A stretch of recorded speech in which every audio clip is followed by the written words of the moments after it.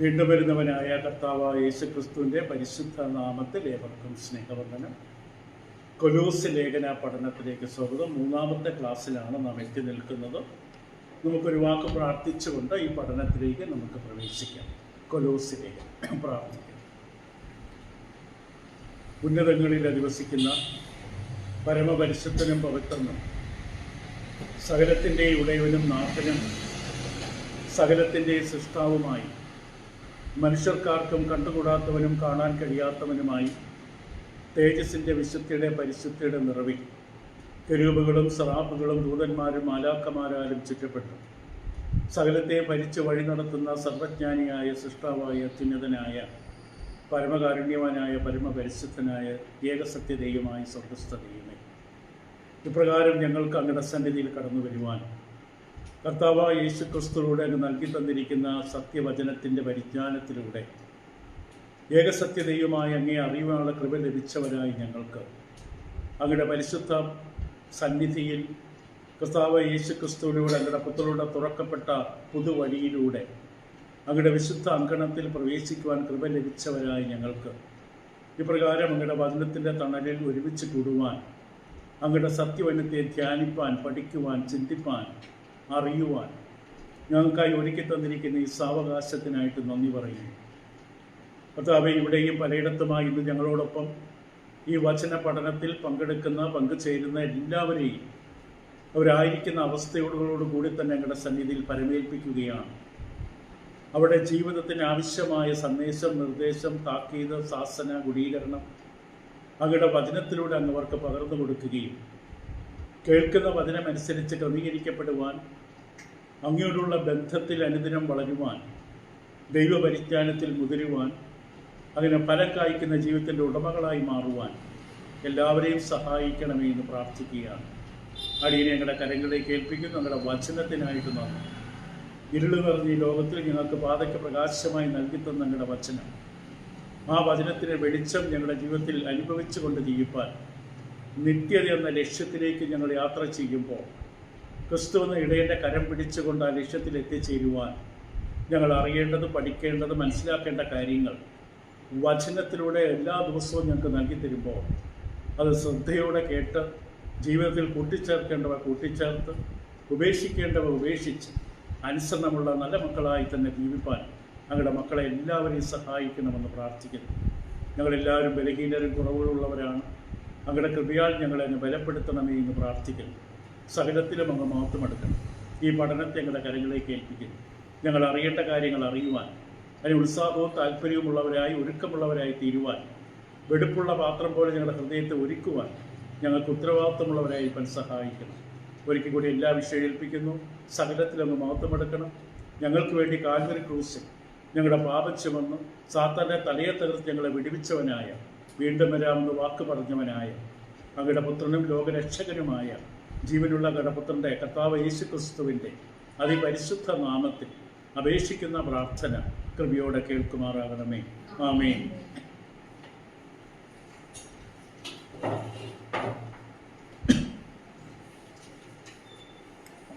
ഇതിനകം തന്നെ നാം മനസ്സിലാക്കുകയുണ്ടായി, എപ്പഫ്രാസ് എന്ന് പറയുന്ന ദൈവദാസനിലൂടെയാണ് കൊലോസിയിലുള്ള സഭ ആരംഭിച്ചത്. ആമുഖ പഠനം നമ്മൾ തുടരുന്നതോടൊപ്പം 1-ാം അധ്യായത്തിലെ 1-ാം വാക്യം നമ്മൾ ചുരുക്കമായി പ്രവേശിക്കുന്നതാണ്. പക്ഷേ വീണ്ടും ആ അധ്യായത്തിലേക്ക് വരുമ്പോൾ അതിനു മുമ്പ് ആമുഖമായി അറിയേണ്ട കാര്യങ്ങൾ നമ്മൾ വീണ്ടും പറഞ്ഞുകൊണ്ടിരിക്കും.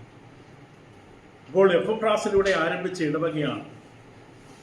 ഈ ഇടവകയിലെ അംഗങ്ങളുടെ ചിന്താഗതികളെ സ്വാധീനിച്ചു കൊണ്ടിരിക്കുന്ന, അവർക്ക് അപകടകരമായി തീരാൻ സാധ്യതയുള്ള ചില വിഷയങ്ങൾ 100 മൈലിനപ്പുറമുള്ള പൗലോസ് അപ്പോസ്തലന്റെ അടുക്കലേക്ക് എപ്പഫ്രാസ് യാത്ര ചെയ്ത് കടന്നു വന്ന് ആ വിവരങ്ങൾ അറിയിക്കുന്നു.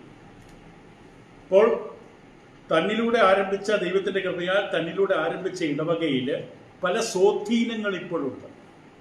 പലതരത്തിലുള്ള സ്വാധീന വലയത്തിൽ അവർ അകപ്പെട്ടിരിക്കുകയാണ്.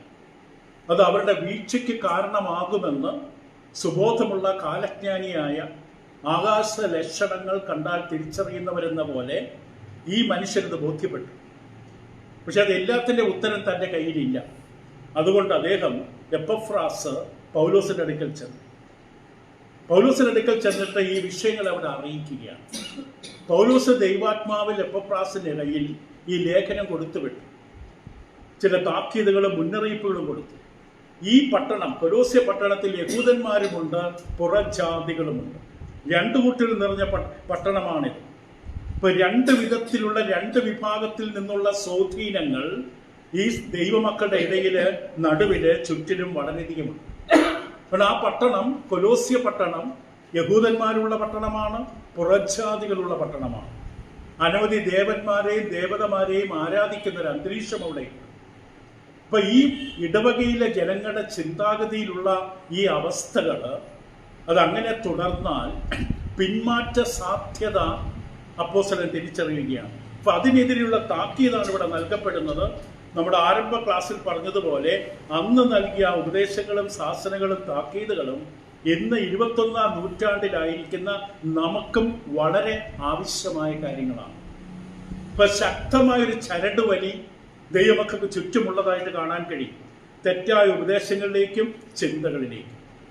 ഇതിന് മറുപടിയായിട്ട് അപ്പോസ്തലൻ പറഞ്ഞ ഒരേ ഒരു കാര്യമേ ഉള്ളൂ: കർത്താവായ യേശു ക്രിസ്തുവിനെ മുറുകെ പിടിക്കുക. ക്രിസ്തുവിനെ മുറുകെ പിടിക്കുക, മറ്റൊന്നും നിങ്ങൾക്ക് വേണ്ട. കർത്താവ് യേശുവിനെ പൂർണ്ണഹൃദയത്തോടെ സ്നേഹിച്ച് ക്രിസ്തുവിനെ മുറുകെ പിടിക്കുക. ഇവിടെ നമ്മൾ കണ്ടത് അപ്പോസ്തലന്റെ ഈ ലേഖനത്തിന്റെ പ്രധാന ഭാഗം 3 എന്ന് പറയുന്നത് ഈ ദുരുപദേശങ്ങളെ തുറന്നു കാട്ടുകയാണ്. നിങ്ങളുടെ ചുറ്റുമുള്ള ഈ സ്വാധീനങ്ങളെ ഒന്ന് തുറന്നു കാണിക്കാൻ. നമ്മളൊരു സ്വാധീനത്തിൽ വീണ് കഴിഞ്ഞാൽ, ഒരു തെറ്റായ ഉപദേശത്തിൽ വീണ് കഴിഞ്ഞാൽ, ആ ഉപദേശത്തിലെ തെറ്റ് നമുക്ക് വെളിപ്പെടില്ല. ആ തെറ്റുകൾ സത്യമാണ് നമ്മൾ അറിയാതെ ചിന്തിച്ചു പോകും. അതാണ് ദുരുപദേശത്തിൻ്റെതായ അവസ്ഥ. ഗോതമ്പിൻ്റെ ഇടയിൽ വീണ കളയാണെന്ന് നമ്മൾ അറിയില്ല. ഇപ്പൊ ഇവിടെ നമ്മൾ കാണുന്നതും അത് തന്നെയാണ്. പക്ഷെ അപ്പോസ്തലൻ അത് വ്യക്തമായി കാണാൻ കഴിയുന്നത് കൊണ്ട് അത് കാണിച്ചു കൊടുക്കുകയാണ്. ഇപ്പൊ ഈ ദുരുപദേശത്തിന്റെ സ്വാധീനത്തെ ഇവർ ചെറുക്കണം, എതിർക്കണം. അതിന് വേണ്ട കാര്യങ്ങളാണ് അപ്പോസ്തലൻ പറഞ്ഞു കൊടുക്കുന്നത്. പല വിധത്തിലുള്ള ദുരുപദേശങ്ങളുണ്ട്, പലതരത്തിലുള്ള ഭീഷണികളുണ്ട്. അതൊക്കെ നമ്മൾ ഇപ്പോൾ ആരംഭത്തിൽ ആമുഖത്തിൽ എല്ലാം മനസ്സിലാകണമെന്നില്ല. എങ്കിലും ആ പുസ്തകത്തിലേക്ക് പ്രവേശിക്കുമ്പോൾ കൂടുതലായിട്ട് മനസ്സിലാവും. ജ്ഞാനവാദം, അതിനെക്കുറിച്ച് വിവരിക്കാൻ പിന്നീട്. യഹൂദമതത്തിലെ എസൻസ് എന്ന വിഭാഗത്തിന്റെ ചിന്ത, അതൊരു പ്രത്യേകത്തിലൊരു സന്യാസ മാർഗമാണ്. യഹൂദമതത്തിലുള്ള ഒരു വിഭാഗമാണ് എസൻസ് എന്ന് പറയുന്നത്, അവരുടെ സ്വാധീനം.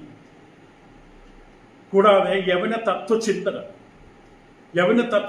കപടഭക്തി നിറഞ്ഞ യവന തത്വചിന്തകൾ ഇവരെ സ്വാധീനിക്കുന്നു. യഹൂദ ആചാര അനുഷ്ഠാനങ്ങൾ ഇതെല്ലാം അവരെ സ്വാധീനിക്കുകയാണ്. ഇപ്പൊ ഈ കപട തത്വജ്ഞാനം വളരെ വ്യക്തമായി നമുക്ക് ഓരോ അപകട സൂചനകളെ കുറിച്ച് നമുക്ക് ഓരോന്നായിട്ട് ചുരുക്കമായി നോക്കാം. യവന ദേശക്കാരെ സംബന്ധിച്ച് അവരെക്കുറിച്ച് സാധാരണ നമുക്കറിയാം, അവർ പരിജ്ഞാനം ഇഷ്ടപ്പെടുന്നവരാണ്. ഈ തത്വചേതന്മാരുടെ പിന്നാലെ അവർ പോകുന്നതിന്റെ കാരണം ഇവർക്ക് പുതിയ പുതിയ കാര്യങ്ങൾ പഠിക്കണം. നവീന ഉപദേശങ്ങൾ പഠിക്കാൻ താല്പര്യമുള്ളവരാണ് എപ്പോഴും യവന ദേശക്കാർ. അവിടെ നടുവിലാണ് ലോകപ്രസിദ്ധരായിട്ടുള്ള തത്വചിന്തകന്മാർ ഉണ്ടായിട്ടുള്ളത്. ഇപ്പൊ യവന ദേശക്കാർ പരിജ്ഞാനം പ്രിയപ്പെടുന്ന സമൂഹമാണ്. അതുകൊണ്ട് അവരുടെ ഇടയിലേക്ക് പലതരത്തിലുള്ള ഉപദേശങ്ങൾ കടന്നു വരികയാണ്, പലതരത്തിലുള്ള തത്വസംഹിതകൾ കടന്നു വരികയാണ്. തത്വജ്ഞാന പ്രസ്ഥാനങ്ങൾ അവിടെ നടുവിലേക്കുണ്ട്. അതിന്റെ തർക്കങ്ങളും കുതർക്കങ്ങളും അതിന്റെ യുക്തിയുമെല്ലാം ഇങ്ങനെ അനുദിനം അവരിങ്ങനെ കേൾക്കാൻ ഇഷ്ടപ്പെടുന്നവരാണ്. വെറുതെ കേട്ടുകൊണ്ടിരിക്കുമെന്നല്ലാതെ അതുകൊണ്ട് യാതൊരു പ്രയോജനവും അവരുടെ ജീവിതത്തിലില്ല.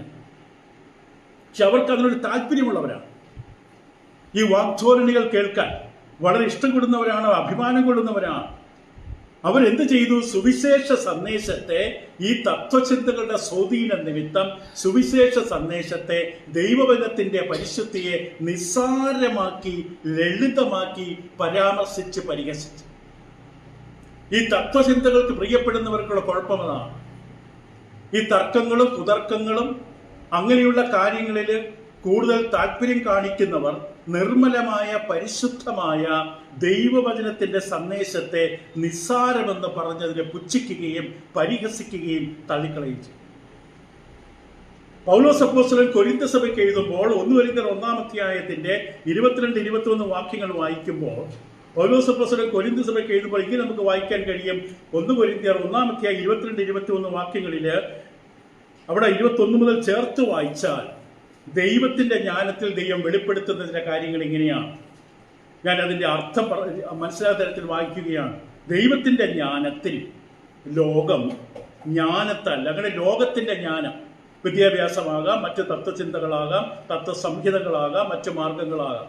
ലോകം ജ്ഞാനത്താൽ ദൈവത്തെ അറിയായിക കൊണ്ട്. ഈ ഭൂമുഖത്ത് നമ്മൾ നേടുന്ന ഒരു വിദ്യാഭ്യാസവും ഒരു അറിവും ഒരു പരിശീലനവും നമ്മെ ദൈവത്തിലെത്തിക്കില്ല. ദൈവത്തെ നമ്മളെ അകറ്റുകയുള്ളൂ. ലോകത്തിൽ അനേകം ആൾക്കാർ കോളേജുകളിലും യൂണിവേഴ്സിറ്റികളിലും മറ്റ് സർവകലാശാലകളിലും വിദ്യാഭ്യാസം നേടിക്കൊണ്ട് ദൈവത്തെ പരിഹസിക്കുന്ന അവസ്ഥയിലേക്കാണ് പുറത്തേക്ക് വരുന്നത്. അപ്പൊ അവർക്ക് ലഭിക്കുന്ന ജ്ഞാനം ഏതു വിധത്തിലുള്ള ജ്ഞാനമാണ്? അത് ശരിയായ തരത്തിലുള്ള ജ്ഞാനമല്ല. ശരിയായ ജ്ഞാനമുള്ള മനുഷ്യൻ ദൈവത്തിലേക്കും ദൈവത്തിന്റെ ആവശ്യത്തിലേക്കും അവൻ എത്തിച്ചേരും. അവന്റെ ബുദ്ധിക്ക് തെളിവുണ്ടാകും. ഇവിടെ ലോകം ജ്ഞാനത്താൽ, അതേ ലോകത്തിന്റെ ജ്ഞാനത്താൽ ദൈവത്തെ അറിയായിക കൊണ്ട് ദൈവം വെച്ചിരിക്കുന്ന മാർഗമുണ്ട്, വിശ്വാസം. ഈ അജ്ഞത നിറഞ്ഞ, കപടത നിറഞ്ഞ, തത്വജ്ഞാനങ്ങൾ നിറഞ്ഞ, പരിഹാസം നിറഞ്ഞ, ദൈവനിഷേധം നിറഞ്ഞ ലോകത്തിന്റെ നടുവിൽ ദൈവത്തിന്റെ സന്ദേശം വെളിപ്പെടുത്തിയിട്ട് പറഞ്ഞു, ഇതാര് വിശ്വസിക്കുന്നുവോ അവർ യഥാർത്ഥ ജ്ഞാനികളാണ്. ഇതാരാണോ വിശ്വസിക്കുന്നത്, ഈ പറഞ്ഞു കേൾക്കുന്ന കാര്യങ്ങൾ ആർക്ക് വിശ്വസിക്കാൻ കഴിയും? ചിലപ്പോൾ യുക്തി കൊണ്ട് നമുക്ക് തെളിയിക്കാൻ പറ്റിയെന്ന് വരില്ല. പക്ഷെ നീ വിശ്വസിക്കാൻ തയ്യാറാണെങ്കിൽ വിശ്വസിക്കുന്നവരെ പ്രസംഗത്തിന്റെ പോഷത്വം. ദൈവം പ്രസംഗിച്ച് കേൾക്കുമ്പോൾ മറ്റുള്ളവർ പറയും ലോകത്തിലെ ജ്ഞാനികളാണെന്നുള്ളവർ പറയും ഇതെന്ത് പോഷത്വമാണ്. കുറച്ചു നേരത്തെ ഞാൻ വൈകുന്നേരം കേട്ടപ്പോൾ ഒരു മനുഷ്യൻ ഇങ്ങനെ വീഴ്ചയ്ക്ക് താഴെയൊക്കെ ഒഴുകിക്കിടക്കുന്ന ഒരു മനുഷ്യൻ പറയുന്നത് കേട്ടു. ഈ ആകാശവും നക്ഷത്രങ്ങളും ഒക്കെ സൃഷ്ടിച്ച ദൈവത്തെ ഒരു പഴം കൊണ്ട് പ്രസാദിപ്പിക്കുന്ന മനുഷ്യനെ കുറിച്ച്. അതിന് ചെറിയ പോയിന്റ് ഉണ്ടെങ്കിൽ പോലും ദൈവത്തെ അറിയാത്ത മനുഷ്യന്റെ വാദഗതികളാണ്. അതാണ് 50,000 പേരൊക്കെ കേട്ട് ലൈക്ക് അടിച്ചുകൊണ്ടിരിക്കുന്നത്. അപ്പൊ ഇങ്ങനെയുള്ള കാര്യങ്ങളിലേക്ക് ആകർഷിക്കപ്പെടുന്ന ലോകമാണ്. അവർക്ക് ദൈവവചനത്തിന്റെ ലാളിത്യം തിരിച്ചറിയാൻ കഴിയില്ല. ദുരുപദേശത്തെയും തത്വചിന്തകളും പ്രിയപ്പെട്ട് കഴിഞ്ഞാൽ അതിനുള്ള ചായ്വും താല്പര്യവും നമ്മുടെ ഉള്ളിലുണ്ടാവുകയും അങ്ങനെയുള്ള കാര്യങ്ങൾ കൂടുതൽ കേൾക്കാൻ ആഗ്രഹിക്കുകയും ചെയ്താൽ വചനം പുറത്തു പോകും. അപ്പോൾ പ്രസംഗത്തിന്റെ പോഷത്വത്താൽ രക്ഷിപ്പാൻ ദൈവത്തിന് പ്രസാദമൊന്നും. യഥാർത്ഥത്തിൽ ദൈവത്തെ സ്നേഹിക്കുന്നവരെ കണ്ടെത്താൻ ദൈവം വെച്ച മാർഗമാണ്. ദൈവത്തിനറിയാം എങ്ങനെയാണ് ഒരു ആത്മാവിനെ നേടുന്നത്. വലിയ വലിയ വാഗ്ധോരണികൾ നൽകിക്കൊണ്ടല്ല, പ്രസംഗ പാഠവം കാണിച്ചിട്ടല്ല, ദൈവം പറയുന്ന വചനത്തെ വിശ്വസിക്കുന്നവർ. അപ്പൊ ഇവിടെ നമുക്കത് വ്യക്തമായി കാണാം. 23-ാം വാക്യത്തില് 22 യഹൂദന്മാർ അടയാളം ചോദിക്കുന്നു. യഹൂദന്മാർക്ക് ഒരു കാര്യം മനസ്സിലാക്കണമെങ്കിൽ അവരോടൻ ഒരു തെളിയിച്ചു തന്നെ, അടയാളം എന്താണ്, നീ പറയുന്നത് ശരിയാണെന്നൊരു അടയാളം കാണിച്ചാൽ ഞങ്ങൾ വിശ്വസിക്കാം. പറയുന്ന കാര്യങ്ങൾ വിശ്വസിക്കാൻ തയ്യാറല്ല, അതിനവര് അടയാളം സഹായം തേടുകയാണ്. അത് ശരിയായ അവസ്ഥയിൽ എത്തില്ല. കാരണം അങ്ങനെ ചിന്തിക്കുന്നവർ, ആഗ്രഹിക്കുന്നവർ കപട അടയാളങ്ങൾ, വ്യാജ അടയാളങ്ങൾ കാണിച്ചുകൊണ്ട് ഒരാൾ കയറി വരും. അടയാളത്തിനാണ് പ്രിയം വെക്കുന്നതെങ്കിൽ വ്യാജ നമ്മൾ തെറ്റായ വഴിയാണ് സ്വീകരിക്കുന്നതെങ്കിൽ അതിനനുസരിച്ചുള്ള ആൾക്കാർ നമ്മുടെ അടുക്കൽ വരും. യഹൂദന്മാർ അടയാളം അന്വേഷിച്ച് ചോദിക്കുകയും യവനന്മാർ ജ്ഞാനം അന്വേഷിക്കുകയും ചെയ്യും. ഇപ്പൊ യഹൂദന്മാരും തെറ്റായ വഴിയിലാണ്, യവനന്മാരും തെറ്റായ വഴി. ഒരു കൂട്ടർക്ക് വേണ്ടത് അടയാളം. ദൈവം പ്രസംഗിച്ചൊരു അടയാളം. അതുകൊണ്ട് രോഗസൗഖ്യം, രോഗികളെ കൊണ്ടുപോവാ, അങ്ങനെ കുറെ അടയാളങ്ങൾ കാണിക്കുമ്പോൾ അവർക്ക് അതാണ് വേണ്ടത്. അങ്ങനെയുള്ളവർ ഒരിക്കലും സത്യത്തിന്റെ പരിജ്ഞാനത്തിലെത്തില്ല. മറ്റൊരു കൂട്ടർക്ക് വേണ്ടത് എന്താണ്? ജ്ഞാനം. ഇതെന്ത് ലളിതമായ പ്രസംഗമല്ലേ, ഇതിനകത്ത് എന്താ പ്രത്യേകതയുള്ളത്? ദൈവത്തിന്റെ കാര്യങ്ങൾ എപ്പോഴും ലളിതമാണ്. ജ്ഞാനം അന്വേഷിക്കുകയും ചെയ്യുന്നു. പക്ഷെ പൗലോസ് പറയും, ഞങ്ങളോ ക്രൂശിക്കപ്പെട്ട ക്രിസ്തുവിനെ പ്രസംഗിക്കുന്നു. അതിനകത്ത് ജ്ഞാനവുമുണ്ട്, ശക്തിയുമുണ്ട്, അടയാളവുമുണ്ട്. പക്ഷെ അതവർക്ക് മനസ്സിലാകില്ല, അംഗീകരിക്കാൻ തയ്യാറല്ല. ക്രൂശിക്കപ്പെട്ട ക്രിസ്തു, നിസ്സഹായനായ ഒരു മരക്കുരിശിൽ തൂങ്ങിക്കിടക്കുന്ന മനുഷ്യൻ, ഈ മനുഷ്യനിങ്ങനെ നമ്മുടെ രക്ഷിതാവായി മാറും. അവർ ആ പ്രസംഗത്തിനകത്ത് ഒരു അത്ഭുതവും അടയാളവും കഴിവും ശക്തിയും ഒന്നും കാണുന്നില്ല. അവരുടെ മനസ്സുകൊണ്ട് അവർ തേടുന്നത് പലതാണ്.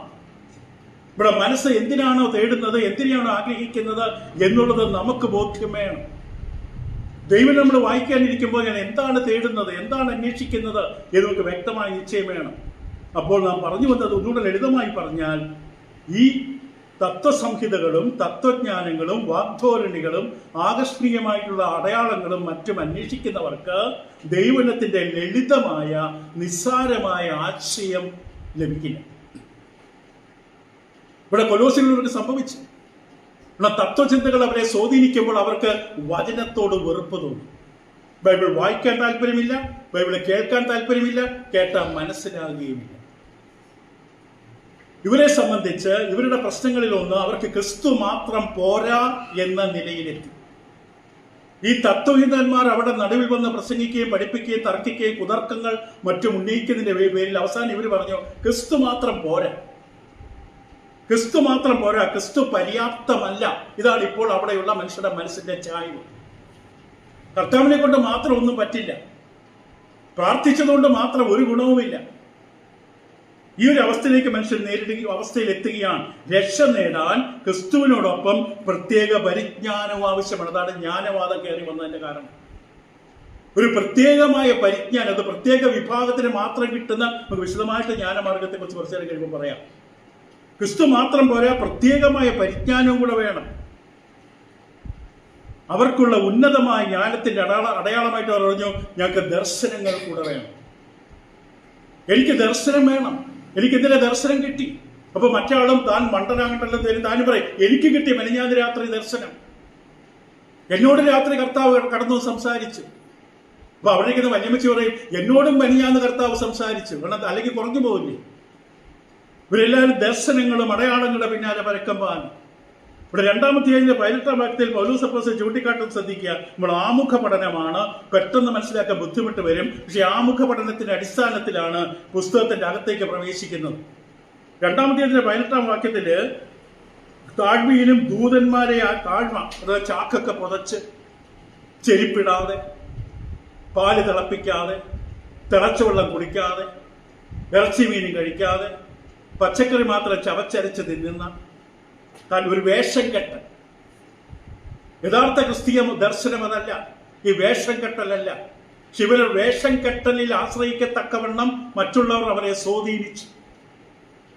ഒരു ഇങ്ങനെ പുതപ്പൊക്കെ പുതച്ച് ചാക്കൊക്കെ പുതച്ച് ഇങ്ങനെ കണ്ണുനീരോടെ കരഞ്ഞുകൊണ്ട് ഇങ്ങനെ നടക്കുകയാണ്.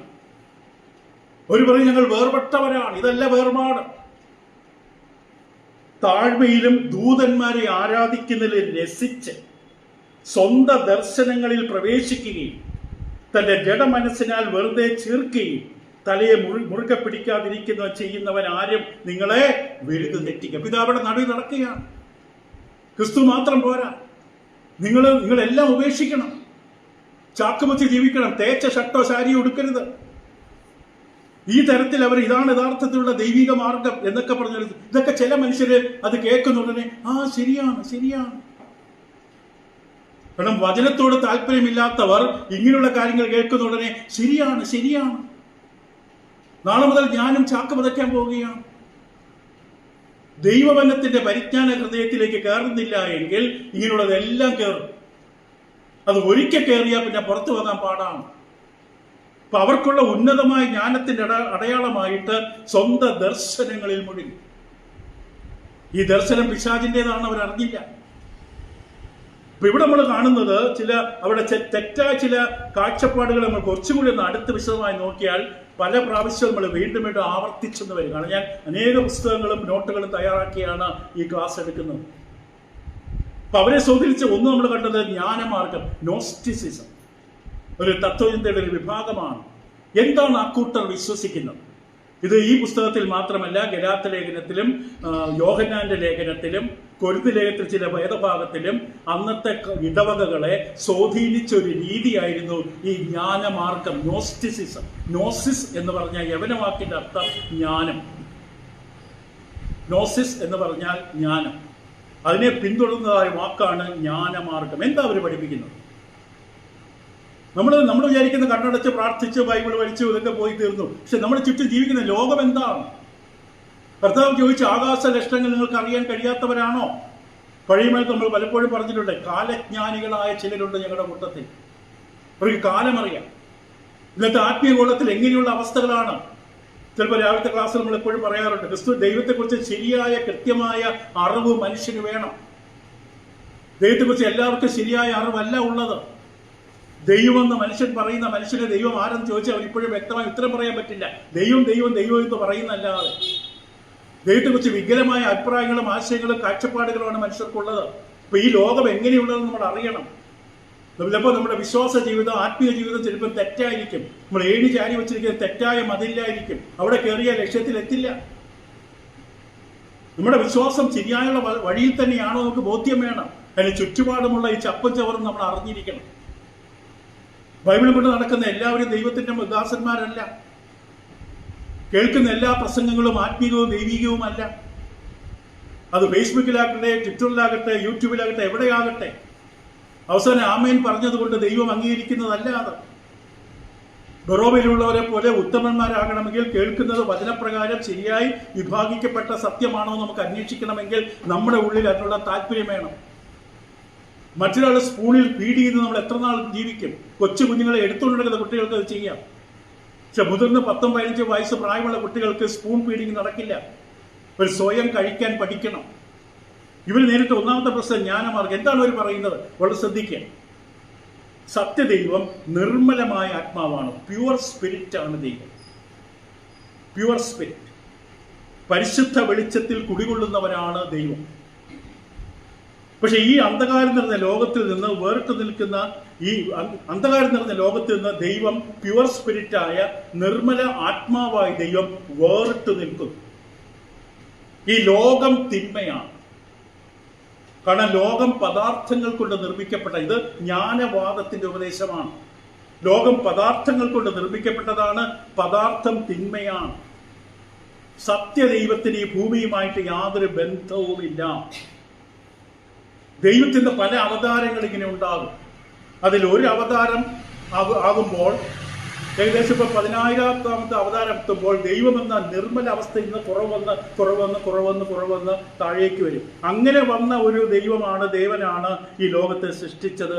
അത് പിന്നീട് അബദ്ധവുമായി മാറും. ഈ ലോകത്തിലുള്ള മനുഷ്യർ ശരിക്കും ശരീരവും മനസ്സുമുള്ളവരാണ്. പക്ഷെ വളരെ ചുരുക്കം പേരിൽ ആത്മാവിന്റെ ഒരു തീപ്പൊരിയുണ്ട്.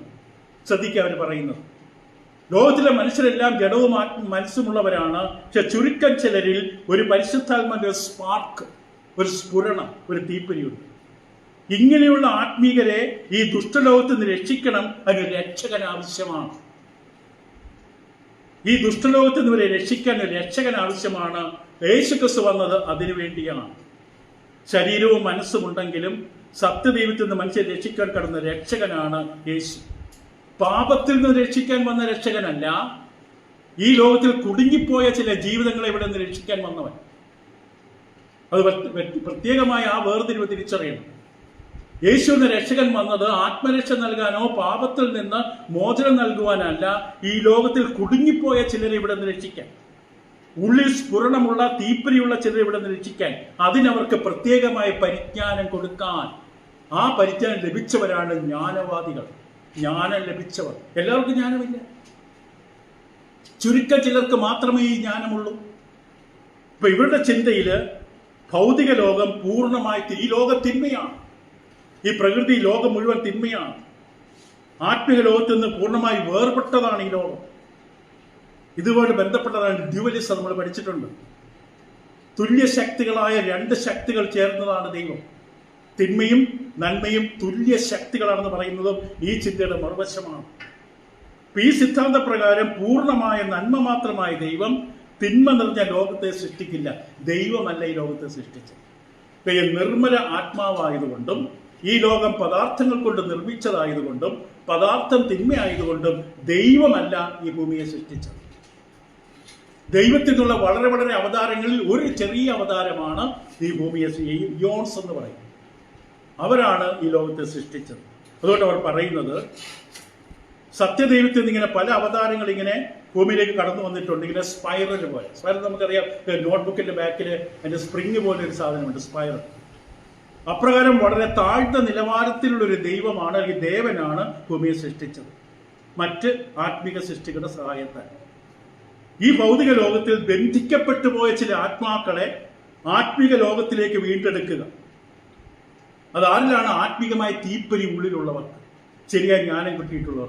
ഇവിടെ നമ്മളിത് ബാധിക്കുന്ന എങ്ങനെയാണെന്ന് ചോദിച്ചാൽ, ഇവരുടെ അഭിപ്രായത്തിൽ യേശു ക്രിസ്തു ജഡത്തിൽ വന്നു എന്ന് ഇവർ സമ്മതിക്കില്ല. ജഡം തിന്മയായതുകൊണ്ട്, ഈ ജഡം പദാർത്ഥങ്ങൾ കൊണ്ട് നിർമ്മിതമായതുകൊണ്ട് നിർമ്മലമായിട്ടുള്ള ദൈവത്തിന് ജഡത്തിൽ വരുവാൻ സാധിക്കില്ല. ക്രിസ്തുവിന്റെ മരണം, അടക്കം, ഉയർപ്പ് ജ്ഞാനവാദികൾ നിഷേധിക്കുന്നു. ഭൗതിക ജീവിതത്തിൽ നിന്നുള്ള വിടുതലാണ് ഇവർ ഉദ്ദേശിക്കുന്ന രക്ഷ, പാപത്തിൽ നിന്നുള്ള മോചനമല്ല. ഭൗതികമായ ജീവിതത്തിൽ കുടുങ്ങിപ്പോയ ചില ജീവിതങ്ങളുണ്ട്, ഇവിടെ അകപ്പെട്ടുപോയ ജീവിതങ്ങളുണ്ട്, ഉള്ളിൽ തീപ്പരിയുള്ള ചില ജീവിതങ്ങളുണ്ട്, ആത്മീകമായി സ്ഫുരണമുള്ള ചില ജീവിതങ്ങളുണ്ട്. അവരെ അവിടെ നിന്ന് രക്ഷിക്കുവാനായിട്ടാണ് യേശു എന്ന രക്ഷകൻ വന്നത്. ഇവരുടെ നിലപാടുകളിൽ വ്യത്യസ്തമായ നിലപാടുകളുള്ളവരുണ്ട്. ഒരു കൂട്ടർ പറയുന്നു യേശുവിന്റെ ശരീരം യാഥാർത്ഥ്യമായിരുന്നില്ല, ഒരു ശരീരം പോലെ തോന്നിയതാണ്, അത് ശരീരമല്ല, കാല് നോക്കിയ തറയെ തൊട്ടിട്ടില്ല. യേശു ഇതൊക്കെ നമ്മൾ കേൾക്കുമ്പോൾ ഇങ്ങനെയൊക്കെ ഉണ്ടല്ലേ, അത് കണ്ണു തുറന്ന് കാണാത്തതുകൊണ്ടാണ്. ഇങ്ങനെയുള്ള പലത് നമ്മുടെ ചുറ്റിലുണ്ട്. ഇക്കൂട്ടർ പറയുന്ന യേശുവിന്റെ ശരീരം യാഥാർത്ഥ്യമായിരുന്നില്ല, യേശുവിന്റെ ശരീരം മാനുഷികമല്ല, മിഥ്യാരൂപത്തിലുള്ളതോ ദിവ്യ സാധന നിർമ്മിതമാണത്. അതിന് മിഥ്യയാണ്, ഒരു രൂപമുണ്ടെന്ന് നമുക്ക് തോന്നുകയാണ്, രൂപമില്ല. അതുകൊണ്ടാണ് അടച്ചിട്ട മുറിക്കത്തോടെ കയറി വരാൻ പറ്റും, പറന്ന് മുന്നോട്ട് പോകാൻ പറ്റും. അപ്പൊ യേശുവിന്റെ ശരീരം യാഥാർത്ഥ്യമായിരുന്നില്ല, ഭൂതത്തിനുള്ളതുപോലെ ശരീരമാണ്. ഇതെല്ലാം നമ്മൾ മനസ്സിലാക്കിയിട്ട് ബൈബിൾ പഠിക്കുമ്പോഴാണ്, ബൈബിൾ വായിക്കുമ്പോഴാണ് നമുക്ക് ശരിക്കും കാര്യങ്ങൾ മനസ്സിലാകുന്നത്. അതിനാൽ ശരിയായ മനുഷ്യ ജീവിതം യേശു അനുഭവിച്ചിട്ടില്ല. ഇക്കൂട്ടർ ഡൊസറ്റിക് നോസ്റ്റിക്സ് എന്ന് പറയും. നോസ്റ്റിക്സുകാരുടെ കൂട്ടത്തിൽ തന്നെ, ജ്ഞാനവാദത്തിന്റെ കൂട്ടത്തിൽ തന്നെ അതിന്റെ ഉൾപ്പിരിവായിട്ട് മറ്റൊരു കൂട്ടരുണ്ട്, ഡൊസറ്റിസിസ്. അവരെ സംബന്ധിച്ച് യേശു ശരിക്കുള്ള ശരീരമല്ല. മറ്റൊരു കൂട്ടർ അവർ പറയുന്നത് എന്താണ്? യേശു മനുഷ്യനാണ്, തനിക്ക് ശരീരമുണ്ടായിരുന്നു, പക്ഷെ സ്നാനം സ്വീകരിച്ച സമയത്ത് ദിവ്യമായ ഒരു ആത്മാവിന്റെ ഉള്ളിലേക്ക് കടന്നു വന്നു. ക്രൂസിൽ മരിക്കുന്നതിന് മുമ്പ് ആ ദിവ്യമായ വ്യക്തിത്വം വിട്ടുപോയി. വെറും പച്ചയായ മനുഷ്യനാണ് ക്രൂസിൽ മരിച്ചത്. കർത്താവ് യേശുവിനെ കുറിച്ച് ഇങ്ങനെ 100 കണക്കിന് വ്യത്യസ്ത കാഴ്ചപ്പാടുകളുണ്ട്. ബൈബിൾ പഠിക്കുമ്പോൾ നമുക്ക് മനസ്സിലാവും. ഇങ്ങനെ ലോകത്തിൽ നമ്മൾ പോരാടേണ്ടത്. ഇപ്പൊ യേശു മനുഷ്യനാണ്, ഈ കൂട്ടർ പറയും. ശരിക്കുള്ള ശരീരമുണ്ടായിരുന്നു, പച്ചയായ ശരീരം യേശുവിനുണ്ട്. യേശു സ്നാനം സ്വീകരിക്കുന്ന സമയത്ത് ദിവ്യമായൊരു വ്യക്തിത്വം തന്റെ ഉള്ളിലേക്ക് ഇറങ്ങി വരും. അഹമ്മദീയ പ്രസ്ഥാനക്കാരും ഇസ്ലാമിലുള്ള അഹമ്മദീയ പ്രസ്ഥാനക്കാരും ഇങ്ങനെ വിശ്വസിക്കും. യേശു സ്നാനം സ്വീകരിച്ചപ്പോൾ പ്രാരൂപത്തെ ദൈവത്തിൽ നിന്നുള്ള എമിനേഷൻ, ദൈവികമായ ഒരു അവസ്ഥ തന്നിൽ പ്രസരിച്ച് ഉത്ഭവിച്ചു. പക്ഷേ ക്രിസ്തു ക്രൂസിൽ മരിക്കുമ്പോൾ അത് വിട്ടുപോയി. അക്കൂട്ടത്തിൽ ചിലർ പറയും യൂദയാണ് യേശുവിന് പകരം മരിച്ചത്, യേശുവിനെ പോലെ തോന്നുന്ന ഒരാളാണ് മരിച്ചത്, യേശുവല്ല മരിച്ചതെന്ന് പറയുന്ന വേറൊരു കൂട്ടരുണ്ട്. ക്രൂസിൽ മരിച്ചത് മനുഷ്യനായ യേശുവാണ്. ഇതൊന്നും ഉത്തരം നമ്മളിപ്പോൾ പറയുന്നില്ല. പുസ്തകത്തിലേക്ക് പ്രവേശിക്കുമ്പോൾ ഉത്തരം നമുക്ക് കിട്ടും. നമ്മൾ നേരത്തെ പറഞ്ഞ എസൻസ് എന്ന വിഭാഗം, യഹൂദന്മാരുടെ കൂട്ടത്തിലുള്ള സന്യാസ സംഘമാണ് എസൻസ് എന്ന് പറയുന്ന വിഭാഗം. ഒരു വേറിട്ട് ജീവിക്കുന്നവരാണ്. അവരാണ് ചാവുകളുടെ തീരത്തുള്ള ഗുഹയിൽ നിന്ന് ബൈബിളിന്റെ പുരാതന ഗ്രന്ഥങ്ങൾ കണ്ടെത്തിയത്. Essence community. എസൻസുകാരെ യഹൂദന്മാരുടെ ഒരു വിഭാഗമാണ്. 1-ാം നൂറ്റാണ്ടിൽ പലരെയും ഇവർ സ്വാധീനിച്ചിരുന്നു. യേശുക്രിസ്തുവിനെ കുറിച്ചുള്ള തെറ്റായ ചിന്തകൾ, തെറ്റായ ഉപദേശങ്ങൾ ഈ സത്യവിശ്വാസികളെ ശല്യപ്പെടുത്തിക്കൊണ്ടേയിരുന്നു. കർത്താവ് യേശുവിനെ കുറിച്ച് ഇങ്ങനെ തെറ്റായ പല ചിന്തകളാണ് സമൂഹത്തിൽ. ക്രിസ്തുവിനെ കുറിച്ച് എവിടെ പ്രസംഗിക്കുമോ അവിടെ ആരെങ്കിലും വരും തെറ്റായി ചിന്തിക്കുക, തെറ്റായി പ്രസരിപ്പിക്കുക. പക്ഷെ നമ്മൾ വചനത്തെ സ്നേഹിച്ചില്ലെങ്കിൽ ഈ കള ഉള്ളിൽ വീഴും. നമ്മൾ വിചാരിക്കുന്ന വചന പഠനം എളുപ്പമല്ല. കയ്യിൽ ബൈബിൾ ഉണ്ട് എന്നുള്ളത് കൊണ്ട് ദൈവവചനത്തിന്റെ പരിജ്ഞാനം കിട്ടണമെന്നില്ല. നമുക്ക് അതിനോട് ദാഹം വേണം, ആഗ്രഹം വേണം, വിശപ്പ് വേണം, കള തിരിച്ചറിയുള്ള പരിശീലനം വേണം. അതുകൊണ്ടാണ് കർത്താവ് യേശു ക്രിസ്തുവിനെ എതിരെ, ക്രിസ്തുവിന്റെ ദൈവികത്വത്തിനെതിരെ ഇങ്ങനെ പലതരത്തിലുള്ള ആക്രമണങ്ങളുണ്ട്. ഇവർ അവസാനം പറയുന്ന ഉള്ളുകൊണ്ട് യേശു മാത്രം പോരാ. ശരിയാണ്, യേശു വന്നത് ആത്മാവിനെ രക്ഷിപ്പാനല്ല. യേശു ക്രിസ്തു ശരിക്കും മനുഷ്യൻ മാത്രമാണ്, ദൈവമല്ല. ഇങ്ങനെയുള്ള അവസ്ഥയുടെ ചിന്തയിൽ വന്നതുകൊണ്ടാണ് അപ്പോസ്തലനായ പൗലോസ് യേശുവിന്റെ ദിവ്യ പ്രകൃതി ഊന്നി സംസാരിച്ചത് ഈ ലേഖനത്തിൽ. കർത്താവ് യേശുവിന്റെ ദിവ്യ അവസ്ഥയെ സംസാരിക്കുന്ന മറ്റൊരു ലേഖനമില്ലെന്ന് പറയാം കൊലോസിലെ. യേശുവിന്റെ പ്രകൃതി ഊന്നി പറഞ്ഞു. 1-ാം അധ്യായം 15-ാം വാക്യത്തിൽ പൗലോസ് അപ്പോസ്തലൻ പറഞ്ഞത് ഇപ്രകാരമാണ്. 1:15, അവൻ അദൃശ്യനായ ദൈവത്തിന്റെ പ്രതിമയും സർവ്വസൃഷ്ടിക്കും ആദ്യജാതനുമാകുന്നു. അദൃശ്യനായ ദൈവത്തിന്റെ പ്രതിമയാണ്. കർത്താവ് യേശു ദൈവത്തിന്റെ കാണപ്പെടുന്ന അവസ്ഥയാണ്. ഒരു വേഷം കെട്ടലല്ല, വെറും മനുഷ്യൻ മാത്രമല്ല, സ്നാനസമയത്ത് മാത്രം കയറി വന്ന ഒരു ആത്മാവല്ല അത്. അവൻ അദൃശ്യനായ ദൈവത്തിന്റെ പ്രതിമയാണ്. 1:15 മാത്രമല്ല 1:16-17 സ്വർഗത്തിലുള്ളതും ഭൂമിയിലുള്ളതും ദൃശ്യമായതും അദൃശ്യമായതും സിംഹാസനങ്ങളാകട്ടെ, കർത്തൃത്വങ്ങളാകട്ടെ, വാഴ്ചകളാകട്ടെ, അധികാരങ്ങളാകട്ടെ, സകലവും അവൻ മുഖാന്തരം സൃഷ്ടിക്കപ്പെട്ടു. അവൻ മുഖാന്തരവും അവനായിട്ടും സകലവും സൃഷ്ടിക്കപ്പെട്ടിരിക്കുന്നു. സകലത്തിന്റെ സൃഷ്ടാവാണ്. ഇപ്പൊ താൻ ദൈവമാണ്.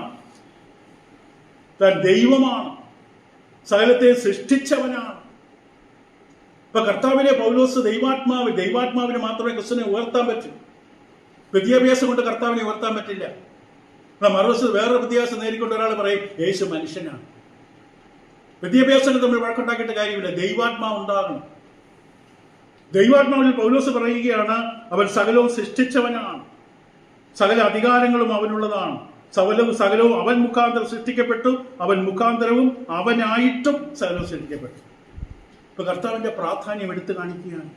മാത്രമല്ല സകലത്തിനും അവൻ സകലത്തിനും മുമ്പുള്ളവനാണ്, മുമ്പനാണ്, സഭയുടെ തലയാണ്. 18-19 വാക്യങ്ങൾ. 1 കൊലോസ്യർ 1. അവൻ സഭ എന്ന ശരീരത്തിൽ തലയാണ്. സർവത്തിലും താൻ മുമ്പനാകേണ്ടതിന് അവൻ ആരംഭവും മനുഷ്യരിടയിൽ നിന്ന് ആദ്യം എഴുന്നേറ്റവനാണ്. യേശുവിന്റെ ഔന്നിത്യം യേശുവിനെ ലിഫ്റ്റ് ചെയ്യുകയാണ് ആത്മാവ്. കാരണം പരിശുദ്ധാത്മാവിന് മാത്രമേ കർത്താവിനെ ഉയർത്താൻ പറ്റൂ. പരിശുദ്ധാത്മ വരുമ്പോൾ അവ എന്നെക്കുറിച്ച് സാക്ഷ്യം പറയുന്ന ക്രിസ്തു പറഞ്ഞു. ഇത് വിദ്യാഭ്യാസത്തിന്റെ ഫലമല്ല, ഇത് പരിശുദ്ധാത്മാവിന്റെ പ്രവർത്തനമാണ്. പൗലോസിലൂടെ യേശുവിൽ നിന്ന് പതുക്കെ പിടിവിട്ടിട്ട് യേശുവിന്റെ ഒരു കയ്യിൽ യേശു, വേറെ കയ്യിൽ തത്വചിന്ത, ഒരു കയ്യിൽ യേശു, വേറെ കയ്യിൽ ദൂതൻ, ഒരു കയ്യിൽ യേശു, വേറെ കയ്യിൽ സന്യാസം. ഇങ്ങനെ പലതും കൂടെ കൊണ്ട് നടക്കാൻ ആഗ്രഹിക്കുന്ന സമൂഹം. ചില ബൈബിളിൽ യേശുവിനെ കൂടെ വേറെ ചില പടങ്ങളും കൂടെ കാണാം. യേശുവിന്റെ പടമുണ്ട്, വേറെ ചിലരുടെ പടമുണ്ട്. ഞാൻ കോട്ടിൽ ചെന്ന ഒരാളുടെ ബൈബിൾ ഉപയോഗിക്കാൻ എടുത്തപ്പോൾ അതിനകത്ത് വേറെ പടമുണ്ട്. ഞാൻ പറഞ്ഞില്ല അയാളോട്. ചിലർ അറിയാതെ കൊണ്ടു നടക്കുകയാണ് ഇങ്ങനെയുള്ള പലതും. ഇപ്പോൾ ഞാൻ ആരും അറിയുന്നത് അവർക്ക് പ്രശ്നം എന്താ വരാൻ പോകുന്നത്? അവർക്ക് യേശുവിനെ അനുഭവിക്കാൻ പറ്റില്ല. യേശുവിനെ കിട്ടണമെങ്കിൽ പൂർണ്ണ ഹൃദയത്തോടെ യേശുവിനെ പിൻപറ്റണം. യേശു തന്റെ ജീവിതാർക്ക് മുറിച്ചു കൊടുക്കില്ല. 4 മുറികളുള്ള വീട്, 2 വീട് യേശുവിന്, 2 വീട് പിശാചിനുമായിട്ട് കൊടുക്കാൻ പറ്റില്ല. നീ പൂർണ്ണ ഹൃദയത്തോടെ എന്നെ പിൻപറ്റണം. നാം പൂർണ്ണമായി യേശുവിന് വേണ്ടി ഏൽപ്പിച്ചാൽ മാത്രമേ യേശു നമ്മുടെ കൂടെ വരികയുള്ളൂ. തനിക്ക് എല്ലാവരെയും അറിയാം. നമ്മൾ യോഹന്നായി പറയും, താൻ വിശ്വസിച്ച ആരുടെ കയ്യിലേക്ക് തന്നെ ഏൽപ്പിച്ചില്ല. ഇവിടെ കൂടെ ഇറങ്ങിയപ്പോൾ ഒരു ഇടയ്ക്ക് വഴിയിൽ വേറെ എന്തെങ്കിലും കാണുമ്പോൾ തന്നെ വിട്ടിട്ട് പോകുന്ന യേശു നന്നായിട്ട് അറിയാം. യേശുവിടെ കൂടെ പോയില്ല.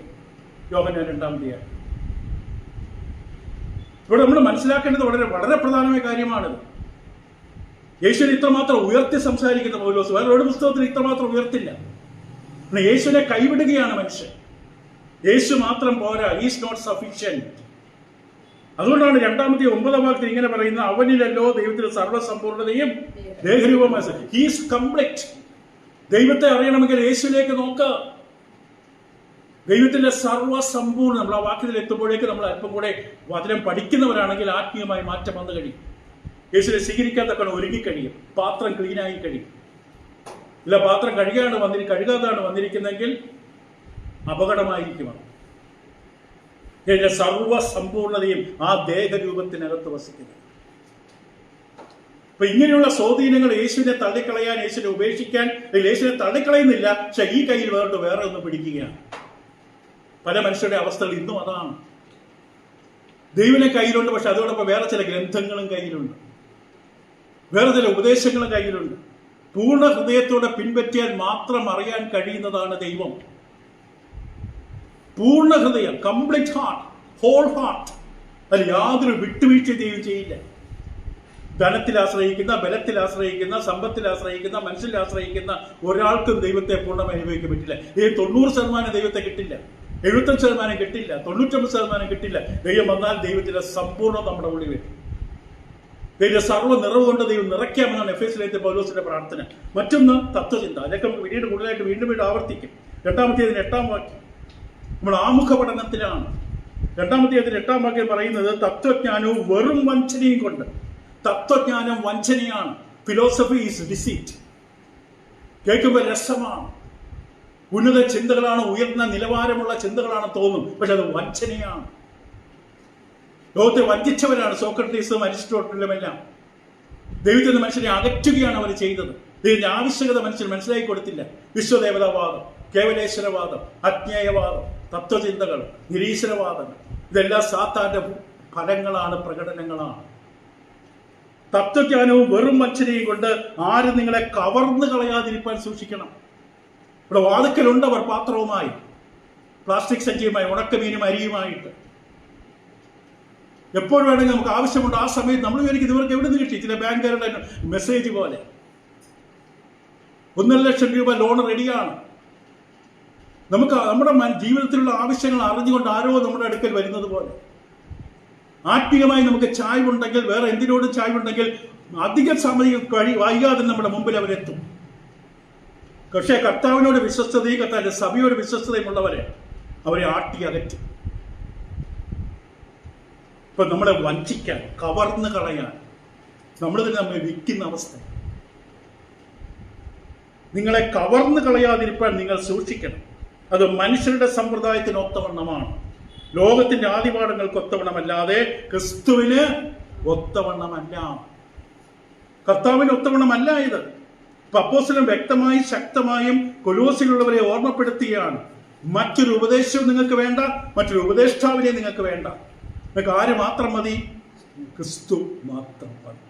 ക്രിസ്തുവിനാൽ നയിക്കപ്പെടുന്ന, നിയന്ത്രിക്കപ്പെടുന്ന ക്രിസ്തുവിന്റെ ഉപദേശത്തോട് വിശ്വസ്തതയുള്ള ഉപദേഷ്ടകന്മാരും ശുശ്രൂഷകന്മാരും വേണം. അതിനെക്കുറിച്ചല്ല. ഞങ്ങൾ പറഞ്ഞു തരാം, ഞങ്ങൾ പഠിപ്പിക്കാം, ഞങ്ങൾ അറിയിച്ചു തരാം, ഞങ്ങൾ 25 പാഠമുണ്ട്, ഞങ്ങൾ അത് പഠിപ്പിച്ചു തരാം. ക്രിസ്തുവിൽ നിന്ന് അകറ്റാൻ പല തന്ത്രങ്ങളുണ്ട്. ചിലപ്പോൾ സാധനങ്ങൾ കൊണ്ട് ഓഫർ ചെയ്യും, ചിലപ്പോൾ സാമ്പത്തികമായി ഓഫർ ചെയ്യും. ലക്ഷ്യം ക്രിസ്തുവിൽ നിന്ന് അവരെ അകറ്റും. ഇപ്പോൾ പൗലോസ് വ്യക്തമായി പറഞ്ഞു, യേശുവല്ല നിങ്ങൾക്ക് മറ്റൊന്നും ആവശ്യമില്ല. കാരണം 2:10. എന്തുകൊണ്ടാണ് അങ്ങനെ പറയാൻ കാരണം? എല്ലാ വാഴ്ചയ്ക്കും അധികാരത്തിനും തലയായ അവനിൽ നിങ്ങൾ പരിപൂർണരാണ്. ക്രിസ്തുവിൽ നിങ്ങൾ പൂർണ്ണരാണെങ്കിൽ പിന്നെ എന്താ നിങ്ങൾക്ക് വേണ്ടത്? ഈ ഗ്ലാസ്സിനകത്ത് വെള്ളം കംപ്ലീറ്റ് ആയി നിറഞ്ഞു കിടക്കുകയാണ്, ഇനി അതിനകത്ത് സ്ഥലമില്ല. കർത്താവ് യേശുവിനെ സ്നേഹിക്കുന്ന ജീവിതത്തിൽ he is complete in Christ. ഈ ഭൂമിയിലും നിത്യതയ്ക്കും വേണ്ടതെല്ലാം അവൻ ക്രിസ്തുവിനെ അനുഭവിച്ചു കൊണ്ടിരിക്കുകയാണ്. അവനിന് വേറെ എന്താ വേണ്ട? എനിക്കൊന്നും വേണ്ട, എനിക്ക് എൻ്റെ യേശു മാത്രം.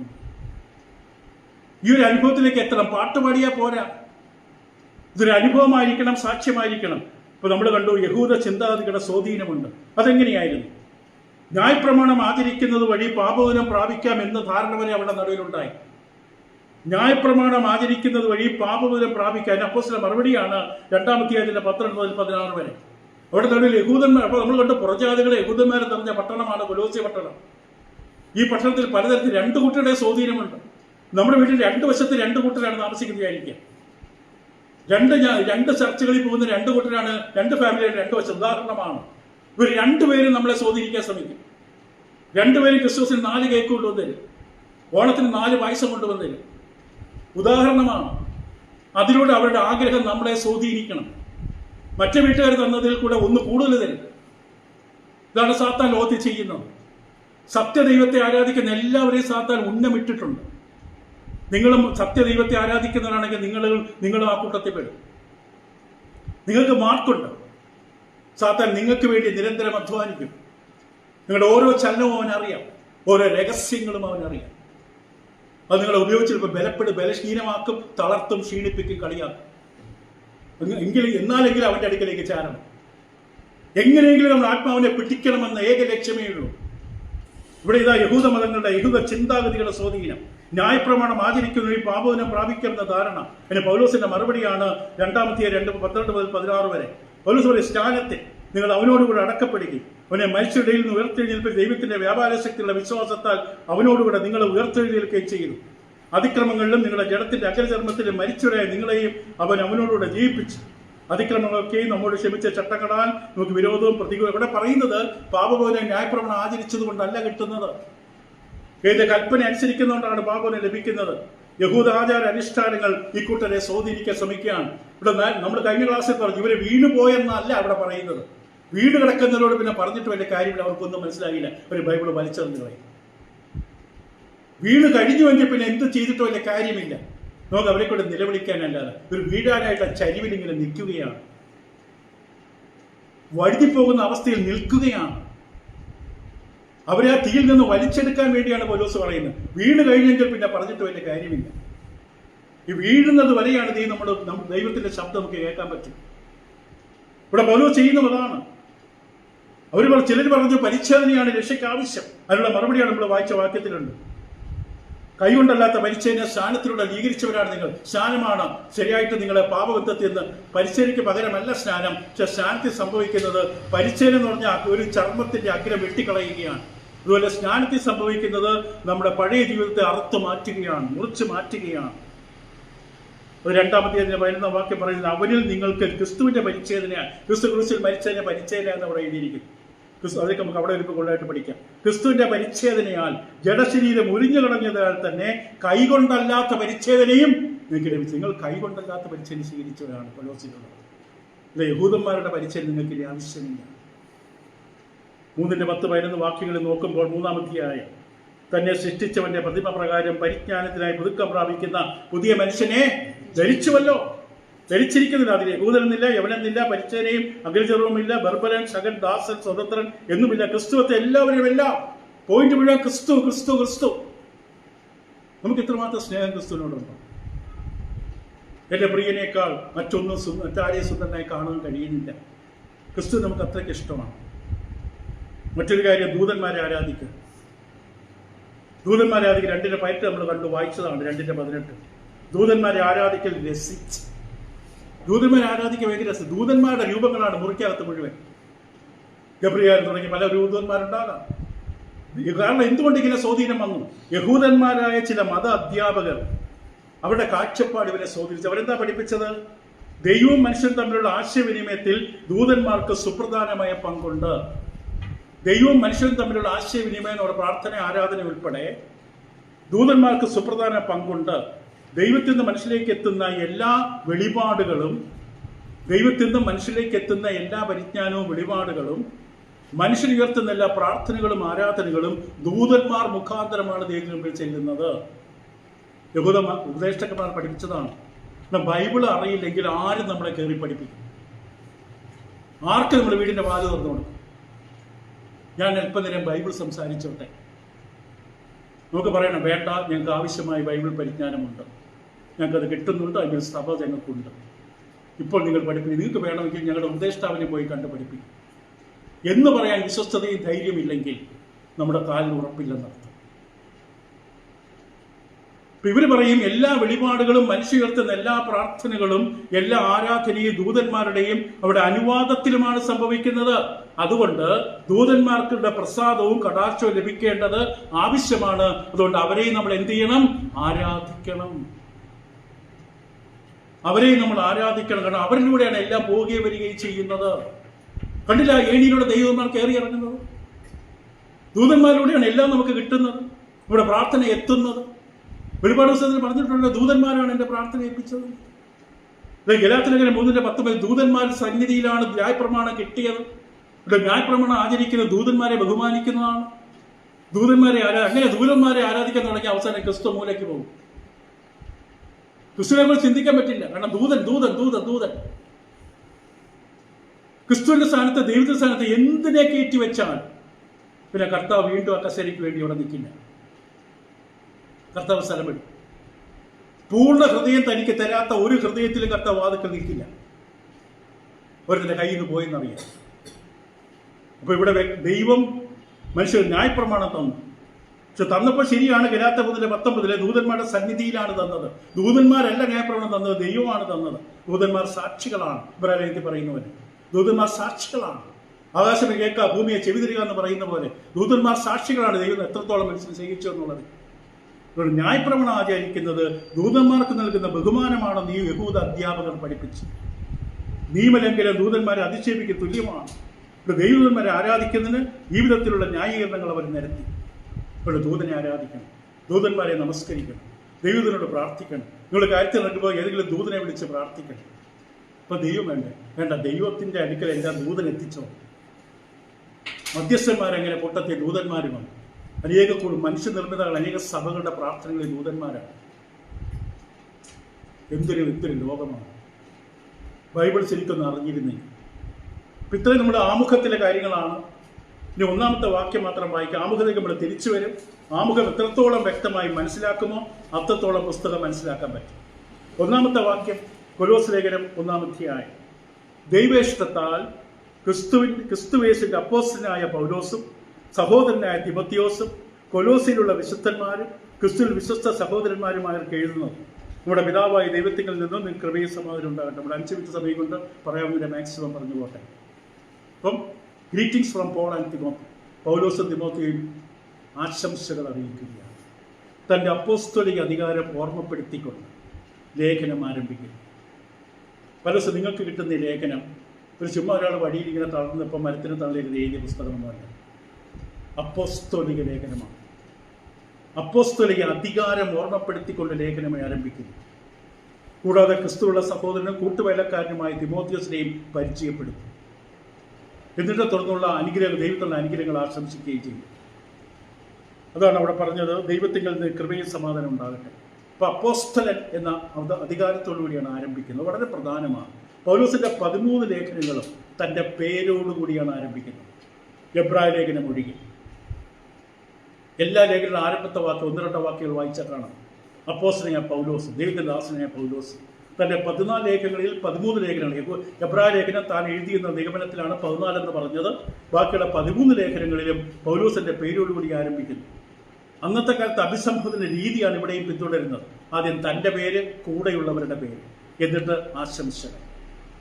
തൻ്റെ പേര് ഞാൻ എഴുതുന്നു, എൻ്റെ കൂടെ എൻ്റെ സഹോദരിയുണ്ട്, എൻ്റെ ഭാര്യയുണ്ട്, എൻ്റെ മക്കളുണ്ട്, ഞങ്ങളുടെ ഭാഗത്ത് എല്ലാ പ്രാർത്ഥനയും നന്മകളും നിങ്ങൾക്ക് നേരുകയാണ്. ഇന്ന് നമ്മളിപ്പോൾ സാധാരണ കത്ത് എഴുതുന്നത് പോലെ അന്നത്തെ കാലത്തെ രീതിയാണ് അത്. റോമർ 1:1-7 വരെ നോക്കിയാൽ എല്ലാ പുതിയ ലേഖനങ്ങളും വായിച്ചാൽ കാണാം. ഒരു വാക്യം വിട്ടുപോകുന്നത് നമ്മൾ പ്രയാസപ്പെടേണ്ട. എല്ലാ ലേഖനങ്ങളും ആരംഭത്തിലുണ്ട്. 1 Corinthians 1:1-3, 2 Corinthians 1:1-2, ഗലാത്യർ 1:1-3 വരെ, എഫേസ്യർ ലേഖനം, എല്ലാ ലേഖനത്തിലും. അപ്പോസ്തലപ്രവൃത്തി എന്ന പുസ്തകത്തിലാണ് അപ്പോസ്തലനെ 2 പേരിലും അറിയപ്പെടുന്നത്. അപ്പോസ്തലപ്രവൃത്തിയുടെ പുസ്തകം 13-9 വാക്യം വായിച്ച് അവസാനിപ്പിക്കാം. പ്രവൃത്തിയുടെ പുസ്തകം 13:9. അടുത്ത ഒരാഴ്ച കൊണ്ട് നിങ്ങൾ ഈ കാര്യങ്ങൾ ഒന്നുകൂടെ ചിന്തിച്ചാൽ നന്നായിരിക്കും. പ്രവൃത്തിയുടെ പുസ്തകം 13:9 നമുക്ക് കാണാൻ സാധിക്കുന്നത്, അപ്പോൾ പൗലോസ് എന്ന പേരുള്ള ശൗൽ. ഇത് 2 പേര് കാണാൻ കഴിയുന്ന ഏകവാക്യം അതാണ് പ്രവൃത്തികൾ 13:9. പൗലോസ് എന്ന പേരുള്ള ശൗൽ യഹൂദന്മാരുടെ നടുവിലായിരുന്നപ്പോൾ കൂടുതലും താൻ എബ്രായ പേരിൽ ശൗൽ എന്നറിയപ്പെട്ടു. യഹൂദന്മാരുടെ നടുവിൽ താൻ ശൗൽ എന്നാണ്, അത് എബ്രായ പേരാണ്. പക്ഷെ യവനദേശങ്ങളിൽ സുവിശേഷ പ്രസംഗം നടത്തുമ്പോൾ എഴുത്തുകാരനായ ലൂക്കോസ് പൗലോസിന്റെ യവന നാമം, അത് പൗലോസ് എന്ന് വെച്ചാൽ ചെറിയവൻ, ലിറ്റിൽ വൺ, സ്മോൾ വൺ, പൗലോസ് എന്ന പേരാണ് ഉപയോഗിച്ചത്.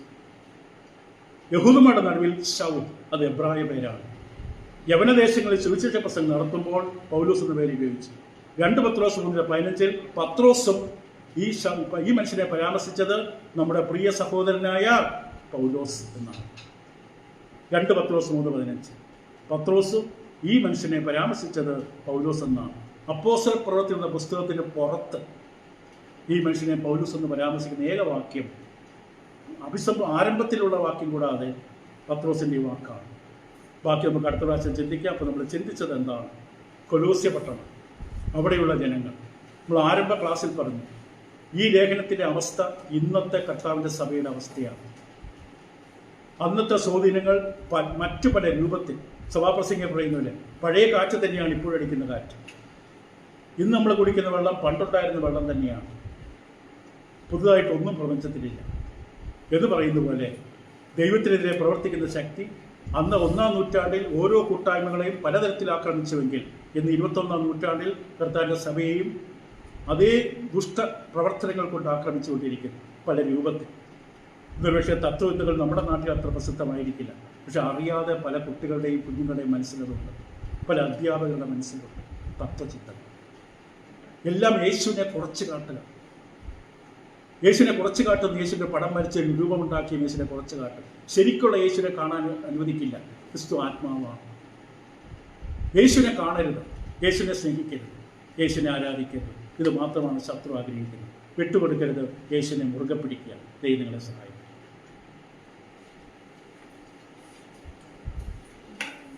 മൈക്കിളൊരു വാക്ക് പ്രാർത്ഥിക്കുക, പിന്നീട് ജോസ് പ്രാർത്ഥിച്ചു.